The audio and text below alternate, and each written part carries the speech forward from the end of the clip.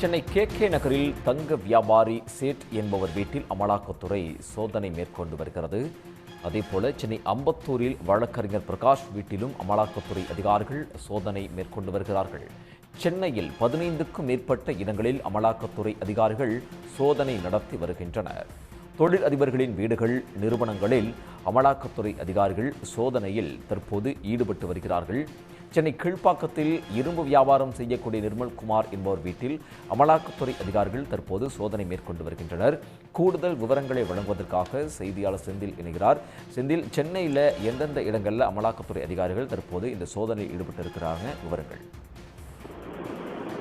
சட்டவிரோத பணப்பரிமாற்ற வழக்கில், அதாவது சட்டவிரோத பணப்பரிமாற்றம் வந்த புகாரின் அடிப்படையில் பதிவு செய்யப்பட்ட வழக்கின் அடிப்படையில் சென்னையில் 15 இடங்களில் அமலாக்கத்துறை அதிகாரிகள் இன்று காலை முதல் சோதனையில் ஈடுபட்டு வருகின்றனர். கிட்டத்தட்ட 2 மணி நேரத்துக்கும் மேலாக இந்த சோதனையானது நடந்து வருகிறது. குறிப்பாக சென்னை சைதாப்பேட்டையில் தொழிலதிபர் கலைச்செல்வன் வீடு, அதே போல சென்னை கீழ்ப்பாக்கத்தில் இரும்பு மொத்த வியாபாரம் செய்யப்படும் பிரபல தொழிலதிபர் நிர்மல்குமாரின் வீடு மற்றும் அவருடைய அலுவலகம், அதே போல சவுகார்பேட்டையில் உள்ள ஒரு தொழிலதிபரின் வீடு, கோடம்பாக்கத்தில் உள்ள ஒரு தனியார் கட்டுமான நிறுவனம், திருவேற்காட்டில் உள்ள ஒரு தனியார் நிறுவனம் என சென்னையில் மொத்தம் 15க்கும் மேற்பட்ட இடங்களில் இந்த சோதனையானது நடைபெறுகிறது. முதலில் 10 இடங்களில் இந்த சோதனையானது காலையில் தொடங்கியது.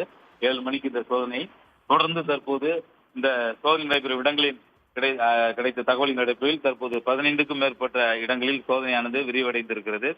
துணை ராணுவத்தினர் பாதுகாப்புடன் இந்த சோதனையானது தீவிரமாக நடைபெற்று வருகிறது. இது மட்டுமின்றி தற்போது சென்னை கே நகரில் உள்ள பிரபல நகைக்கடை மற்றும் நகை அடகு கடை உரிமையாளர் மகாவீர் சேட் என்பவரின் நகைக்கடையிலும் வீட்டிலும் கூட போலீசார், சிஆர்பிஎஃப் போலீசார் துணையுடன் அமலாக்கத்துறை அதிகாரிகள் சோதனை நடத்தி வருகின்றனர். இந்த சோதனை முடிவிலேயே சட்டவிரோத பண பரிமாற்றம் எவ்வளவு நடந்திருக்கிறது, அதே போல அங்கே கைப்பற்றப்பட்ட அசையா சொத்துக்களின் விவரங்கள் தெரிய வரும் என அமலாக்கத்துறை அதிகாரிகள் தெரிவித்திருக்கிறார்கள்.